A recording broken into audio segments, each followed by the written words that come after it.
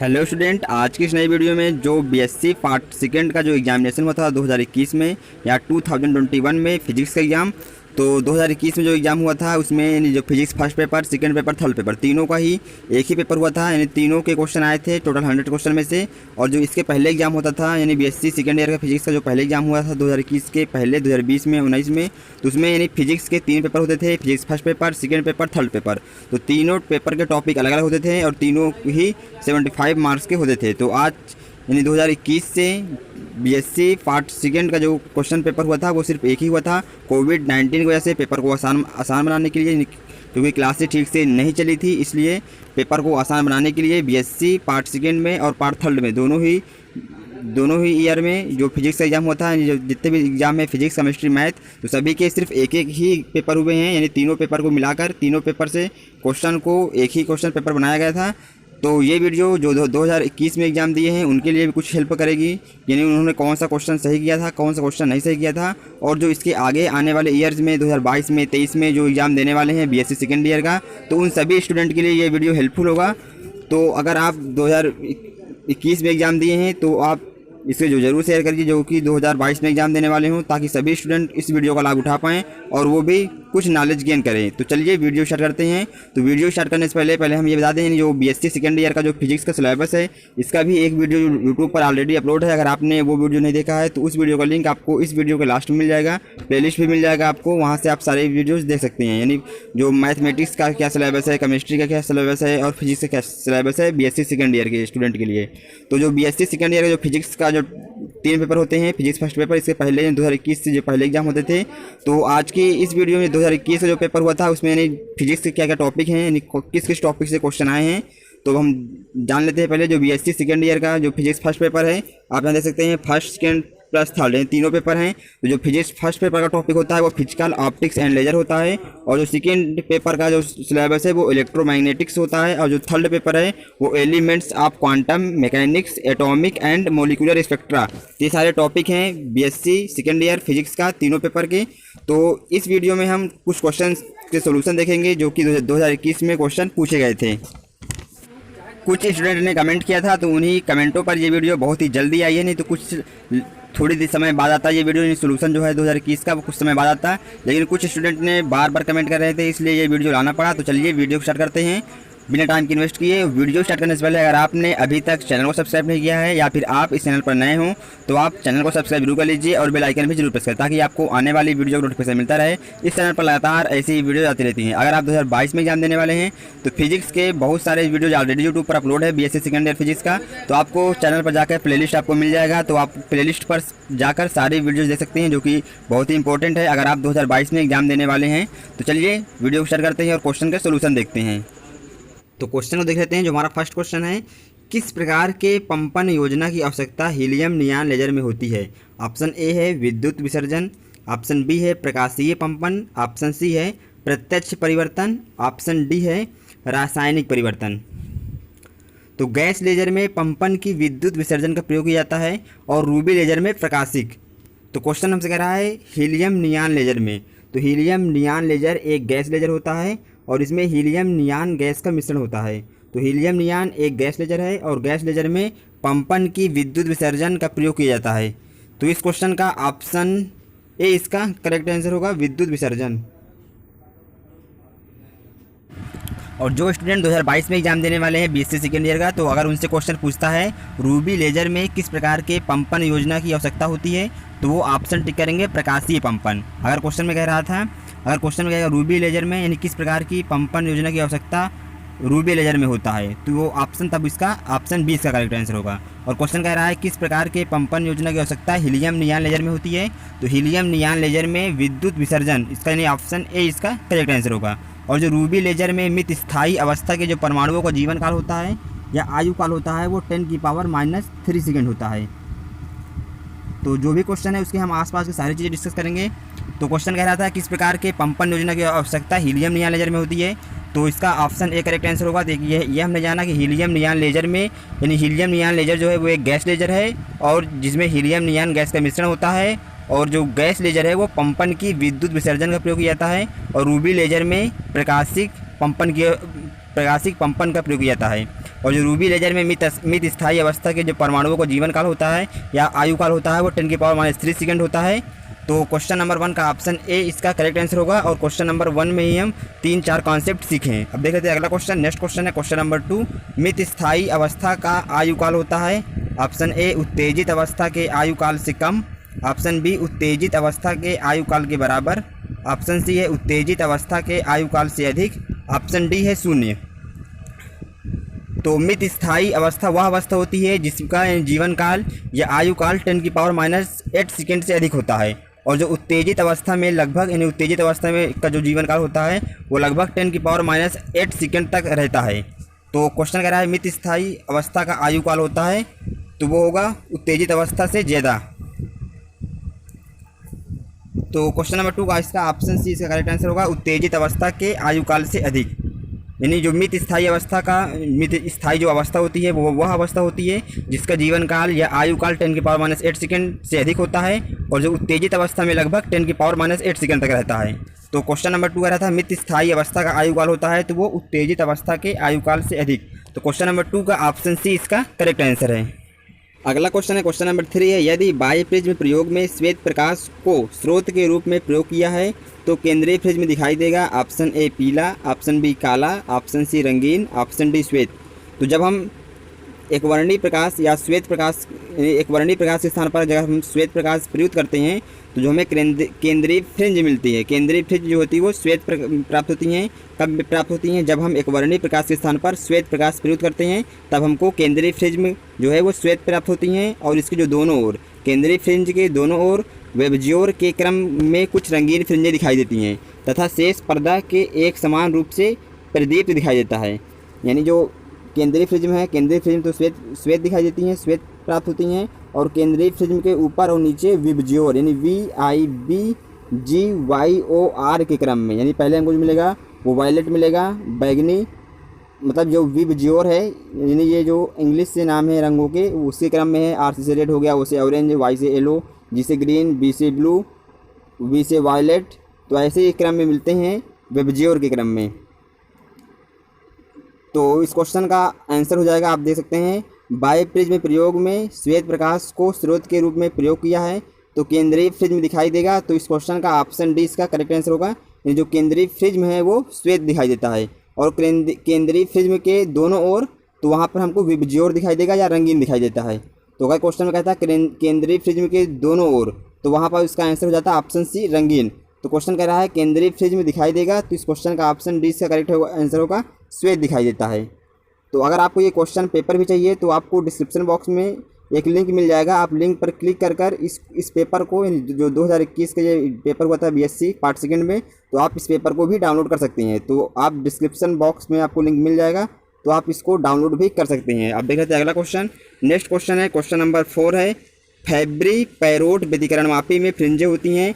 Option A समान झुकाव की, ऑप्शन बी समान मोटाई की, ऑप्शन सी है समान वर्णक्रम की, ऑप्शन डी है समान कलाबंधता की। तो फैब्री पैरोट व्यतिकरण मापी में जो फ्रिंजें होती हैं वो समान झुकाव की होती हैं। तो क्वेश्चन नंबर 4 का ऑप्शन ए इसका करेक्ट आंसर हो जाएगा। तो जितने भी सारे क्वेश्चन हैं जो भी मैं आपको आंसर बता रहा हूँ, अगर आप इस आंसर से संतुष्ट नहीं हैं तो आप इसको चेक कर लीजिएगा बुक पर या कहीं भी अगर आपको मिलता है तो आप कमेंट बॉक्स में ज़रूर बताएं कि इसका जो आपने आंसर बताया है वो नहीं करेक्ट है बल्कि ये करेक्ट है। और आप रीज़न भी से बताएं, यानी व्याख्या करके इस रीज़न कौन से रीजन से रॉन्ग आंसर है जो हमने बताया है और जो डिस्कस किया है। जितने भी सारे हम ऑप्शन बता रहे हैं ये मैंने चेक किए हैं, सभी सही हैं, तो इसलिए मैं ये ऑप्शन आपको बता रहा हूँ। लेकिन अगर आपको लगता है ये सारे गलत हैं या कोई भी ऑप्शन गलत है जो मैंने बताया है तो आप ये कमेंट बॉक्स में ज़रूर बताएं और क्यों गलत है ये भी आप बताएं। तो इससे हर स्टूडेंट का कन्फ्यूजन दूर हो जाएगा। चलते हैं देखते हैं, बढ़ते हैं और देखते हैं अगला क्वेश्चन। तो नेक्स्ट क्वेश्चन हमारा क्वेश्चन नंबर 5 है। क्वेश्चन नंबर 5 है, 300 नैनोमीटर तरंगदैर्घ्य का प्रकाश 2 माइक्रोमीटर चौड़ाई के एकल स्लिट को प्रकाशित करता है तथा फिर स्लिट से 3 मीटर दूरी पर स्थित सपाट स्क्रीन पर आपतित होता है। केंद्रीय पट्टिका की चौड़ाई क्या होगी? 4 ऑप्शन है। ऑप्शन ए है 3.0 × 10⁻⁻1 मीटर, ऑप्शन बी है 4.5 × 10⁻⁻1 मीटर, ऑप्शन सी है 6.0 × 10⁻⁻1 मीटर, ऑप्शन डी है 9.0 × 10⁻⁻1 मीटर। तो पहले हम देख लेते हैं हमें क्वेश्चन में क्या क्या गिवन है। तो क्वेश्चन कह रहा है 300 नैनोमीटर तरंगदैर्ध्य का प्रकाश, यानी जो क्वेश्चन में वेवलेंथ गिवन है लेमडा की वैल्यू वो गिवन है 300 नैनोमीटर, और 1 नैनोमीटर में होता है 10 की पावर -9 मीटर। तो इसको हम लिख सकते हैं 300 इंटू 10 की पावर -9 मीटर। ये वेवलेंथ गिवन है या तरंगदैर्ध्य गिवन है क्वेश्चन में। और कह रहा है 1-2 माइक्रोमीटर चौड़ाई के एकल स्लिट को, यानी जो एकल स्लिट की चौड़ाई है स्मॉल डी की वैल्यू वो क्वेश्चन में गिवन है 2 माइक्रोमीटर, मतलब 10 की पावर -6। 1 माइक्रोमीटर में 10 की पावर -6 मीटर होता है, यानी क्वेश्चन में गिवन है डी की वैल्यू 2 इंटू 10 की पावर -6 मीटर। और क्वेश्चन में कह रहा है फिर स्लिट से 3 मीटर दूरी पर स्थित सपाट स्क्रीन पर आपतित होता है, यानी जो कैपिटल डी की वैल्यू है स्लिट से पर्दे तक की जो दूरी है वो 3 मीटर है। और क्वेश्चन में कह रहा है केंद्रीय पट्टिका की चौड़ाई क्या होगी। तो इसको हम देखते हैं कैसे सॉल्व करेंगे। तो यहाँ पे हम केंद्रीय पट्टिका की चौड़ाई के लिए फार्मूला लगाएंगे। तो इसका फार्मूला होता है कैपिटल डी स्मॉल लेमडा, यानी कैपिटल डी लेमडा अपान स्मॉल डी। तो कैपिटल डी की वैल्यू क्वेश्चन में गिवन था 3 मीटर, तो यहाँ पर रख देंगे 3 इंटू लेमडा की वैल्यू क्वेश्चन में गिवन था 300 नैनोमीटर, तो 300 इंटू 10 की पावर -9। नैनो को हम चेंज कर लेंगे मीटर में, नैनोमीटर को मीटर में चेंज कर लेंगे, तो 10 की पावर -9 से मल्टीप्लाई कर देंगे। और जो स्मॉल डी की वैल्यू क्वेश्चन में गिवन है 2 माइक्रोमीटर, तो इसको रख लेंगे 2 इंटू 10 की पावर -6 मीटर। तो इसको हम सॉल्व कर लेंगे। तो आप भी इसको सॉल्व कर लीजिएगा कि यानी आपका आंसर क्या आ रहा है इसको सॉल्व करने पर। थोड़ा इसको हम लिख लेते हैं एक स्टेप और। तो ये मल्टीप्लाई करेंगे 3 से, तो 9 इंटू 10 की पावर 2 जीरो है 300 में, तो ये हो जाएगा 10 की पावर -9 + 2, तो ये हो जाएगा -7, और नीचे -6 से 10 की पावर तो ऊपर ले जाएंगे तो पावर हो जाएगा +6, और अपान में आ जाएगा 2, यानी 9/2 इंटू 10 की पावर -1। इसको यानी जो बचा हमारा यहाँ पे वो 9/2 इंटू 10 की पावर -1 इसको सॉल्व करने पर आया, और ये मीटर में आया है। सारे जो हमने दिया था नैनोमीटर माइक्रोमीटर सभी को हमने मीटर में चेंज कर लिया है, इसलिए ये आ रहा है मीटर में। तो हम 9/2 यानी 2 को 9 से डिवाइड करेंगे तो यह आ जाएगा 4.5 इंटू 10 की पावर -1 मीटर। तो आई होप आपको समझ में आया होगा मैंने इसको कैसे सॉल्व किया। तो इसका जो आंसर हो जाएगा आप चेक कर सकते हैं, इसका जो ऑप्शन बी इसका मैच कर रहा है।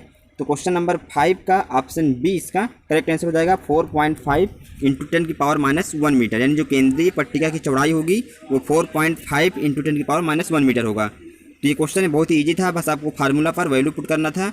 तो ऐसे रिलेटेड बहुत सारे क्वेश्चन एग्जाम में आते हैं, तो हम कुछ और फार्मूला डिस्कस कर लेते हैं इसी से रिलेटेड। तो जो फ्रिंज की कोड़ी चौड़ाई होती है, फ्रिंज की कोड़ी चौड़ाई जो फार्मूला होता है वो थीटा = W/D होता है। यहाँ पर जो W है वो फ्रिंज की चौड़ाई है, और अपान कैपिटल जो डी है वो स्लिट से पर्दे के बीच की दूरी है। तो कुछ हम और फार्मूला डिस्कस कर लेते हैं। तो एमवी दीप्त फ्रिंज की जो चौड़ाई का फार्मूला होता है, एमवी दीप्त फ्रिंज का जो फार्मूला होता है XM। अगर यानी बहुत सारी बन रही है दीप्त फ्रिंज, अगर आपसे कह रहा है 5वीं दीप्त फ्रिंज, तो एम के स्थान पर हम 5 रख देंगे और सॉल्व इसी फार्मूला पर वैल्यू पुट करके आंसर निकालेंगे। तो एमवी दीप्त फ्रिंज का जो फार्मूला होता है XM = M कोष्टक में कैपिटल डी लेमडा अपान स्मॉल डी, ये फार्मूला होता है एमवी दीप्त फ्रिंज का।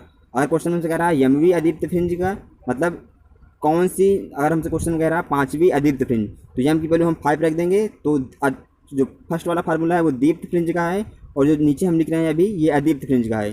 तो एमवी अदीप्त फ्रिंज का जो फार्मूला होता है वो होता है M-1/2 कैपिटल डी लेमडा अपान स्मॉल डी। अगर मतलब ये फार्मूला है, अगर हमसे कह रहा है 5वीं दीप्त फ्रिंज, तो ऊपर वाले फार्मूले में हम कैपिटल एम की वैल्यू 5 रख देंगे, और जो capital D lambda small D सारे वैल्यू क्वेश्चन में गिवन होंगे। अगर हमसे क्वेश्चन में कहता है 6वें अदीप्त फ्रिंज की, तो नीचे वाले फार्मूला में हम कैपिटल यानी स्मॉल जो एम है, एम की वैल्यू हम 6 रख देंगे, और डी लेमडा स्मॉल डी की वैल्यू क्वेश्चन में गिवन रहेगा, तो इसमें हम इस फार्मूले से रख कर वैल्यू को निकालते हैं। तो ये दोनों ही फार्मूले इंपॉर्टेंट हैं, आप इन दोनों फार्मूलों को जरूर याद रखिएगा, क्योंकि दोनों ही फार्मूला इंपॉर्टेंट है। एक फार्मूला अगर है यानी जो एमवी दीप्त फ्रिंज की जो चौड़ाई का फार्मूला होता है वो M डी लेमडा अपान स्मॉल डी होता है एमवी दीप्त फ्रिंज के लिए, M डी लेमडा अपान स्मॉल डी, और M+1 भी दीप्त फ्रिंज की चौड़ाई का जो फार्मूला होता है M+1 भी के लिए, तो M के स्थान पे हम M+1 रख देंगे कैपिटल डी लेमडा अपान स्मॉल डी। अगर हमसे क्वेश्चन कर रहा है दीप्त फ्रिंज की चौड़ाई, तो फ्रिंज की चौड़ाई निकालेंगे हम, यानी पहले एमवी दीप्त फ्रिंज की जो एमवी दीप्त फ्रिंज की चौड़ाई है वो इस फार्मूले से निकालते हैं, और M+1 भी दीप्त फ्रिंज के लिए M के स्थान पे हम M+1 रख देंगे। तो हमको निकालना है दीप्त फ्रिंज की चौड़ाई, तो मतलब जो आगे वाली फ्रिंज बन रही है उससे हम इसको हटा देंगे।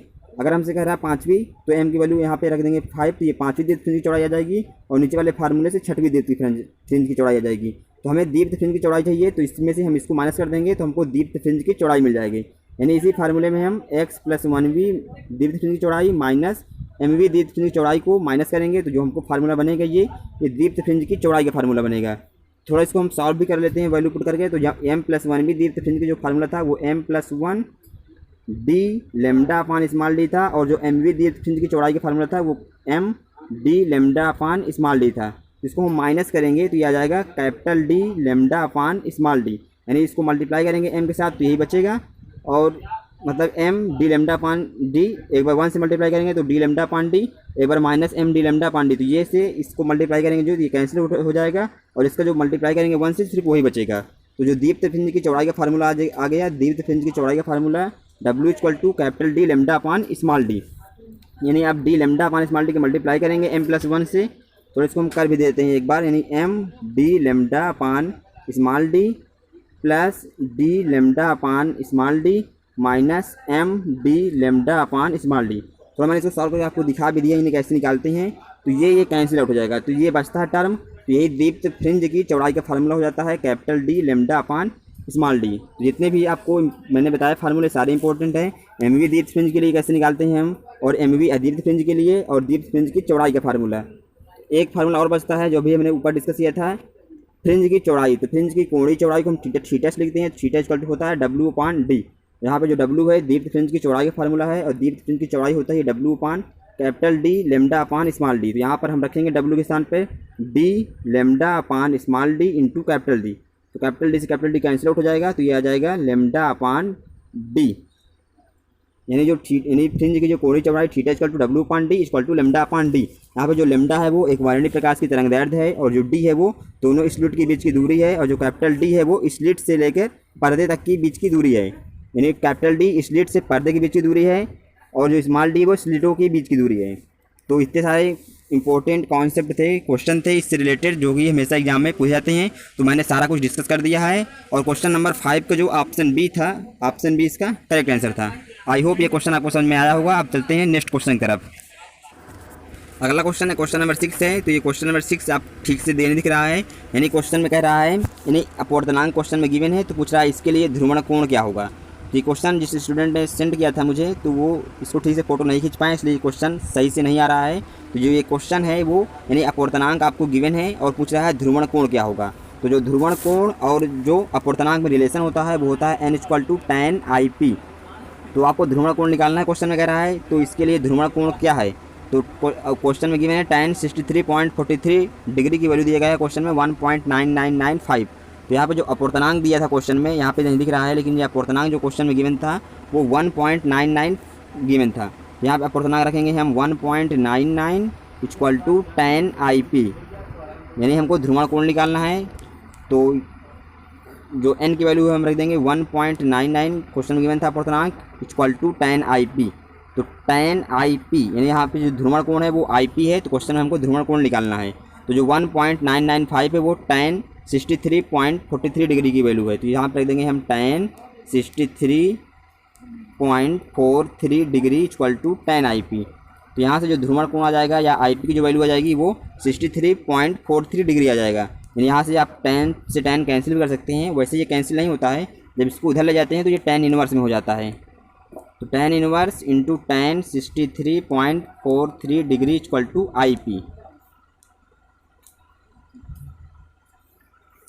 तो tan इनवर्स से tan कैंसिल आउट हो जाएगा, और जो IP की वैल्यू आएगी यानी ध्रुवण कोण जो आ जाएगा यहाँ से वो 63.43 डिग्री आ जाएगा। तो इस क्वेश्चन का यानी क्वेश्चन नंबर 6 का ऑप्शन डी इसका करेक्ट आंसर होगा। अब देख लेते हैं अगला क्वेश्चन। नेक्स्ट क्वेश्चन है क्वेश्चन नंबर 7 है। एक 10% सांद्रता के शर्करा विलयन से भरी 20 सेंटीमीटर लंबी परिनालिका ध्रुवण तल को 13.2 डिग्री घुमा देती है। शर्करा विलयन के लिए विशिष्ट घूर्णन क्या होगा। ऑप्शन ए है 66 डिग्री, ऑप्शन बी है 55 डिग्री, ऑप्शन सी है 44 डिग्री, ऑप्शन डी है 33 डिग्री। पहले हम क्वेश्चन में देख लेते हैं क्या क्या गिवन है। हमको सांद्रता गिवन है 10%, तो इसका जो सांद्रता है 10% है, और जो 20 सेंटीमीटर लंबी परिनालिका है यानी जो एल की वैल्यू है क्वेश्चन में वो 20 सेंटीमीटर है। तो इसको हम मीटर में चेंज करेंगे तो हो जाएगा ये 20 इंटू 10⁻⁻² मीटर। और क्वेश्चन में गिवन है ध्रुवण तल को 13.2 डिग्री घुमा देते हैं, यानी जो थीटा की जो वैल्यू है क्वेश्चन में गिवन है वो 13.2 डिग्री है। और क्वेश्चन हमसे पूछ रहा है विशिष्ट घूर्णन, तो विशिष्ट घूर्णन को हम अल्फ़ा टी से लिखते हैं विशिष्ट घूर्णन को, और तो अल्फ़ा टी हमको निकालना है क्वेश्चन में, और हमको गिवन है एल की वैल्यू गिवन है, थीटा की वैल्यू गिवन है, और जो उसका सांद्रता गिवन है 10% सांद्रता है शर्करा विलयन में। तो देखिए इसको हम कैसे सॉल्व करते हैं। पहले हमको फार्मूला पता होना चाहिए। तो इसका जो फार्मूला होता है विशिष्ट घूर्णन का, तो विशिष्ट घूर्णन को हम अल्फ़ा टी से लिखते हैं। तो विशिष्ट घूर्णन अल्फ़ा टी इक्वल टू होता है थीटा, डिग्री में रखेंगे वैल्यू, अपान एल, इसकी जो वैल्यू रखते हैं हम मीटर में रखते हैं, और इंटू सी ग्राम प्रति सेंटीमीटर क्यूब में। मतलब ये सांद्रता है, सी यहाँ पे सांद्रता है, और जो सांद्रता रखेंगे हम प्रति सेंटीमीटर क्यूब में रखते हैं, ग्राम प्रति सेंटीमीटर क्यूब में। यानी जो सांद्रता का फार्मूला होता है वो ग्राम, मतलब जो यूनिट होती है उसकी वो ग्राम प्रति सेंटीमीटर क्यूब होता है, यानी भार बटे उसका आयतन। तो इसी फार्मूले में रखेंगे हम। तो थीटा के वैल्यू क्वेश्चन में गिवन था 13.2 डिग्री से घुमा देते हैं, तो इसको रख देंगे 13.2, और इसको देख लेते हैं। और अपान जो लंबाई थी एल, तो वो थी 20 सेंटीमीटर था, जिसको मीटर में चेंज करेंगे तो हो जाएगा 10⁻⁻2 इंटू जो सांद्रता था वो 10% था, तो 10% है, तो इसको हम 100 से डिवाइड कर देंगे। तो ये मतलब परसेंट था इसलिए 100 से डिवाइड किए इसको। तो इसको हम सॉल्व कर लेते हैं, तो 0 से 0 कैंसिल आउट हो जाएगा, और थोड़ा इसको हम और सॉल्व कर लेंगे। तो 10⁻⁻2 है, तो इसको ऊपर ले जाएंगे तो जाएगा 10⁻+2, और जो 20 में एक 0 है, और जो 100 में नीचे था 0, उससे एक 0 और कैंसिल आउट हो जाएगा। तो इसको हम एक बार फिर देख लेते हैं कैसे इसको सॉल्व करेंगे। तो जो थीटा का वैल्यू था वो 13.2 अपान जो एल था क्वेश्चन में 20 सेंटीमीटर, तो 20 इंटू 10⁻⁻2 मीटर में, और इंटू जो सांद्रता की मैंने वो 10% है, परसेंट में, इसलिए इसको हम 100 से डिवाइड कर देंगे। तो इसको हम थोड़ा सॉल्व करेंगे, 0 से 0 एक कैंसिल आउट हो जाएगा, एक 0 से एक 0 और कैंसिल आउट हो जाएगा, और यह जाएगा 13.2 अपान 2 इंटू 10 की पावर, नीचे -2 है, ऊपर ले जाएंगे तो घाते प्लस में हो जाएगी, तो 10 की पावर ये 2 आ जाएगा। तो इसको थोड़ा हम और सॉल्व कर लेते हैं। 13.2 को 2 से डिवाइड करेंगे तो यह आ जाएगा 2 छंग 12.6 इंटू 10 की पावर 2 आ जाएगा। तो 10 की पावर 2 मतलब ये 100 है, तो इसको हम 6.6 को 100 से मल्टीप्लाई करेंगे तो यह आ जाएगा 66 डिग्री में। तो क्वेश्चन कह रहा था विशिष्ट घूर्णन क्या होगा। तो जो विशिष्ट घूर्णन है अल्फ़ा टी की जो वैल्यू है वो आ गया 66 डिग्री। तो इस क्वेश्चन का ऑप्शन ए इसका मैच कर रहा है, तो क्वेश्चन नंबर 7 का ऑप्शन ए इसका करेक्ट आंसर हो जाएगा। तो जो फार्मूला था विशिष्ट घूर्णन का, तो ये फार्मूला आपको याद होना चाहिए। तो इसका जो फार्मूला होता है विशिष्ट घूर्णन का, तो विशिष्ट घूर्णन को हम लिखते हैं अल्फ़ा टी से। तो विशिष्ट घूर्णन अल्फ़ा टी इक्वल टू होता है थीटा, डिग्री में रखेंगे, अपान एल इंटू सी। यहाँ पे जो सी है वो सांद्रता है या कंसंट्रेशन है, और इसकी जो यूनिट होती है वो ग्राम प्रति सेंटीमीटर क्यूब में होती है। तो ये विशिष्ट घूर्णन का फार्मूला था। तो इसी फार्मूले में हमको वैल्यू पुट कर इसका आंसर निकालना था। अब देख लेते हैं अगला क्वेश्चन। नेक्स्ट क्वेश्चन हमारा क्वेश्चन नंबर 8 है। दो समतल ध्रुवित तरंगों के मध्य कलांतर क्या होगा यदि उनका अध्यारोपण वृत्तीय ध्रुवित प्रकाश उत्पन्न करता हो।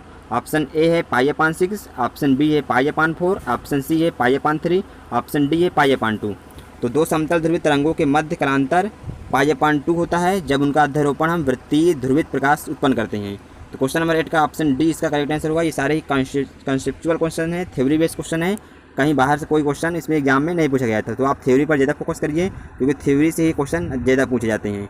अगला क्वेश्चन है क्वेश्चन नंबर 9 है। हाइगेन के द्विअपवर्तन सिद्धांत के अनुसार द्विअपवर्तक माध्यम के प्रत्येक बिंदु से कितने प्रकार के तरंगाग्र संबंधित होते हैं। ऑप्शन ए है 1, ऑप्शन बी है 2, ऑप्शन सी है 3, ऑप्शन डी है 4। यानी जब प्रकाश किरण द्विअपवर्तन क्रिस्टल के तल पर आपतित होती है तो क्रिस्टल तल का प्रत्येक बिंदु दो प्रकार की तरंगिकाओं का केंद्र हो जाता है। तो क्वेश्चन नंबर 9 का ऑप्शन बी इसका करेक्ट आंसर होगा। यानी जो एक बिंदु स्रोत से उत्पन्न हो रही है तो वे सभी दिशाओं में संचलित होती है, ये विकिरण बताता है। और जो हाइगेन ने बताया था, हाइगेन के द्विअपवर्तन सिद्धांत के अनुसार जो द्विअपवर्तन माध्यम के प्रत्येक बिंदु से दो तरंगाग्र या क्रिस्टल तल का प्रत्येक बिंदु दो प्रकार की तरंगिकाओं का केंद्र होता है। तो इस क्वेश्चन का ऑप्शन बी इसका करेक्ट आंसर होगा। क्वेश्चन नंबर 9 का ऑप्शन बी इसका करेक्ट आंसर है। अगला क्वेश्चन है क्वेश्चन नंबर 10 है। क्वेश्चन नंबर 9 का ऑप्शन बी करेक्ट आंसर था।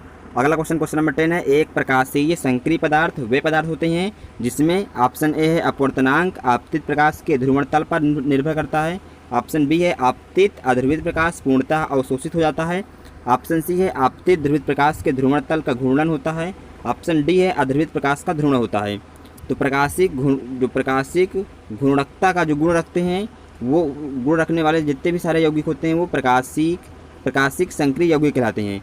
तो क्वेश्चन कह रहा है प्रकाशिक संक्रिय पदार्थ। तो प्रकाशिक संक्रिय पदार्थ आपको समझ में आया होगा कि किसे कहते हैं। तो जो गुण जो प्रकाशिक गुणकता का गुण रखते हैं तो उन्हें हम प्रकाशीय संक्रिय पदार्थ कहते हैं। तो वे पदार्थ होते हैं जिसमें, तो जिसका जो ऑप्शन सी है यानी जो आपतित ध्रुवित है, आपतित ध्रुवित प्रकाश के ध्रुवण तल का घूर्णन होता है। तो क्वेश्चन नंबर 10 का ऑप्शन सी इसका करेक्ट आंसर हो जाएगा। आपतित ध्रुवित प्रकाश के ध्रुवण तल का घूर्णन होता है। तो क्वेश्चन नंबर 10 का ऑप्शन सी इसका करेक्ट आंसर होगा। तो ये सारे क्वेश्चन बहुत इंपॉर्टेंट हैं। अगर आप 2022 में एग्जाम देने वाले हैं तो आपको सारे क्वेश्चन पता होने चाहिए और आपको इसके आसपास की चीज़ें भी आपको पता होना चाहिए। तो इसके आगे के जितने भी सारे क्वेश्चन है उसको हम नेक्स्ट वीडियो में कवर करेंगे। तो ये जो 2021 का जो पेपर हुआ था उसका ये पार्ट 1 वीडियो है सोल्यूशन का। तो जो इसका पार्ट 2 वीडियो आएगा वो भी बहुत जल्द ही आएगा यूट्यूब पर। तो जब वो वीडियो अपलोड हो तो आपको उसका नोटिफिकेशन मिल सके, इसलिए आप चैनल को सब्सक्राइब जरूर कर लीजिए ताकि जब भी वो वीडियो अपलोड हो यूट्यूब पर तो सबसे पहले आपको उसका नोटिफिकेशन मिले और सबसे पहले आप वो वीडियो देख पाएँ। तो आप चैनल को सब्सक्राइब जरूर कर लीजिएगा। और जो क्वेश्चन नंबर 11 है इसके आगे क्वेश्चन नंबर 10 के आगे सारे क्वेश्चन हम डिस्कस करेंगे बहुत जल्द। तो आप चैनल को सब्सक्राइब जरूर कर लीजिएगा। अगर आपका रिस्पॉन्स ज़्यादा रहता है इस वीडियो में, अगर अच्छा रहता है आपका रिस्पॉन्स तो बहुत ही जल्द वो भी यूट्यूब पर अपलोड हो जाएगा। तो आप कमेंट करके बताइए कि आप कमेंट करके जरूर बताइएगा कि आप क्या इसका पार्ट 2 वीडियो का वेट कर रहे हैं। अगर आप वेट कर रहे हैं तो आप ये प्लीज़ कमेंट बॉक्स में ज़रूर बताइए ताकि जल्दी से वो वीडियो आए। तो आप कमेंट बॉक्स में ज़रूर बताइएगा कि अगर आप इसका पार्ट 2 वीडियो पाना चाहते हैं तो आप चैनल को सब्सक्राइब जरूर कर लीजिए और कमेंट बॉक्स में ज़रूर बताइए कि आप इस पार्ट 2 वीडियो का वेट कर रहे हैं। तो हम मिलेंगे आपसे पार्ट 2 वीडियो में इसके। तो इस वीडियो में इतना ही। आई होप ये वीडियो आपको अच्छा लगा हो। अगर ये वीडियो आपको अच्छा लगा हो तो इस वीडियो को लाइक जरूर कर दीजिएगा। अगर आपने अभी तक चैनल को सब्सक्राइब नहीं किया तो चैनल को भी सब्सक्राइब जरूर कर लीजिए। मिलेंगे आपसे बहुत जल्द नेक्स्ट वीडियो में। तो आप कमेंट बॉक्स में जरूर बताइए कि जितने भी सारे क्वेश्चन हमने जो डिस्कस किए 10 क्वेश्चन वो आपको समझ में आए। अगर आप मेरे बताए हुए कोई भी ऑप्शन अगर गलत है, रॉन्ग है तो क्या आंसर होगा तो आप ये भी कमेंट बॉक्स जरूर बताएं। पहले बात तो जितने सारे क्वेश्चन हमने डिस्कस किए हैं वो सारे क्वेश्चन सही हैं और उनके सोल्यूशन भी सही हैं। तो मिलेंगे आपसे बहुत जल्द नेक्स्ट वीडियो में। तब तक के लिए बाय बाय।